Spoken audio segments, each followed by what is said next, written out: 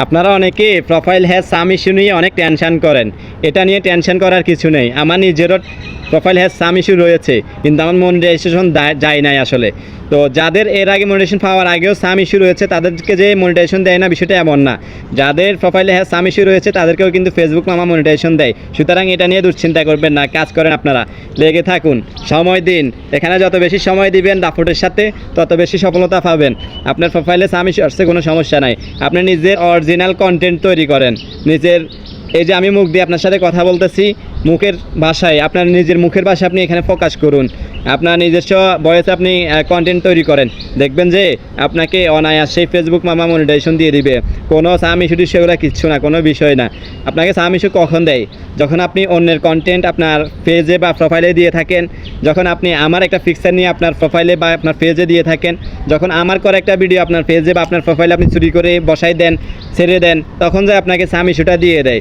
বা কোনো এর মাধ্যমে যদি কোনো মিথ্যা ঘটনা যদি আপনি ফেসবুক প্রোফাইলে বা আপনার পেজে অন্যদেরকে এটা ছড়ান, মিথ্যা তথ্য মানে বানোয়ার যে তথ্যটা আপনি ছড়াচ্ছেন, এগুলোর জন্য কিন্তু আপনাদেরকে সাম ইস্যুটা দিয়ে থাকে। তো আমি স্বপ্নবাজ মিজানুর ফ্রম নোয়াখালী আপনাদের মাঝে কিছু কথা বললাম। যদি আমার কথাগুলো ভালো লেগে থাকে তাহলে সেভাবে আপনারা কাজ করার চেষ্টা করবেন ইনশাল্লাহ। আমি একজন আপনাদের মতো নতুন ইউজার, আমি অনেক বড় কোনো সেলিব্রিটি নই। তো আপনারা কাজ করেন, বিশেষ করে নিজস্ব কন্টেন্টের উপর একটু নজর দিবেন। নিজস্ব কন্টেন্টগুলো যত বেশি ভালো করবেন তত বেশি আপনাদের সফলতা খুব দ্রুত আসবে। তাই আমি বলবো আপনাদেরকে সবসময় চেষ্টা করবেন নিজস্ব ভিডিও তৈরি করার জন্য। এরকম ভিউতে যাবেন, প্রাকৃতিক পরিবেশগুলো দেখবেন, প্রাকৃতিক বিভিন্ন স্থানে যাবেন, ওখানে গিয়ে আপনারা ভিডিওগুলো তৈরি করার চেষ্টা করবেন। তাহলে আপনাকে কখনো ফেসবুক কখনো কোনো ইস্যু দিবে না।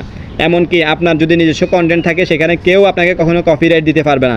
সেই কপিরাইট দিলেও আপনার কন্টেন্টে আমি যদি কপিরাইট দিই, সেই কপিরাইটের উপর আপনি আপিল করতে পারবেন ফেসবুক কর্তৃপক্ষের কাছে। অনেক সময় আপডেটজনিত কোনো সমস্যার কারণে আপনার নিজস্ব কন্টেন্টেও কিন্তু বর্তমানে দেখা যায় যে কপিরাইট চলে আসে।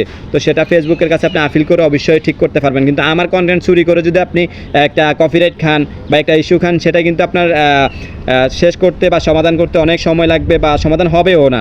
আপনি আমার ভিডিও যখন ব্যবহার করবেন, আমার যদি রাইট ম্যানেজার চালু থাকে, আমি যদি আপনাকে চেষ্টা করি কপিরাইট দিতে পারি, আর যদি দিই তাহলে সেই কপিরাইট আপনি সহজে তুলতে পারবেন না যতক্ষণ না পর্যন্ত আমি কপিরাইটটা তুলব। তো কেউ অন্যের কন্টেন্ট চুরি করে এনে ইউজ করবেন না, কেউ রিউজ কন্টেন্ট ব্যবহার করবেন না। নিজস্ব কন্টেন্টে থাকুন, নিজস্ব কন্টেন্ট ব্যবহার করার চেষ্টা করুন, দেখবেন যে আপনার সফলতা খুব দ্রুত আসবে। আমি যদি এখান থেকে দাঁড়ায় আপনাদের সামনে এইভাবে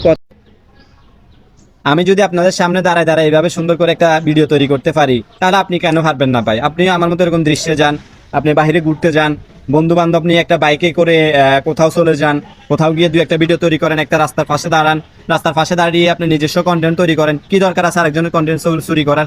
কি দরকার আছে আরেকজনের কন্টেন্ট আপনার প্রোফাইলে আপনার পেজে শেয়ার করার? কোনো প্রয়োজন নেই। আর বিশেষ করে কোনো একটা অনলাইন থেকে কোনো একটা পিকচার আপনার প্রোফাইলে বা আপনার পেজে ছাড়ার সময় অনেক বেশি সতর্ক থাকবেন। আমি কিছুদিন আগে আমাদের বাংলাদেশে একটা ঘটনা ঘটে গিয়েছিল, মাইলস্টোন স্কুল অ্যান্ড কলেজের একটা যে দুর্ঘটনা, বিমান দুর্ঘটনা, ওখানে একটা পিকচার কিন্তু বেশি ভাইরাল হয়েছে।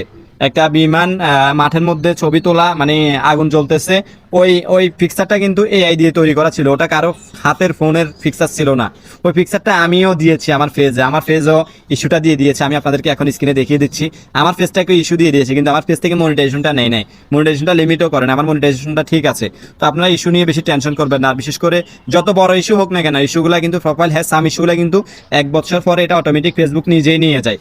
তো আপনারা ফেসবুকের যারা কাজ করতেছেন অনেকে হিসেব করেন যে আসলে প্রোফাইল হ্যাজ সাম ইস্যু রয়েছে আমার প্রোফাইলে বা পেজে, আমাকে কি ফেসবুক মনিটাইজেশন দিবে? আমি কি এখানে এত পরিশ্রম করে কি করব? আমি কি সফলতা পাবো?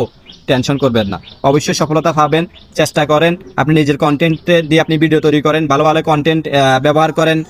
যত বেশি ভালো কন্টেন্ট ব্যবহার করবেন তত বেশি গ্রাহকের কাছে আপনি পৌঁছাইতে পারবেন, তত বেশি অডিয়েন্সের কাছে আপনি পৌঁছাইতে পারবেন।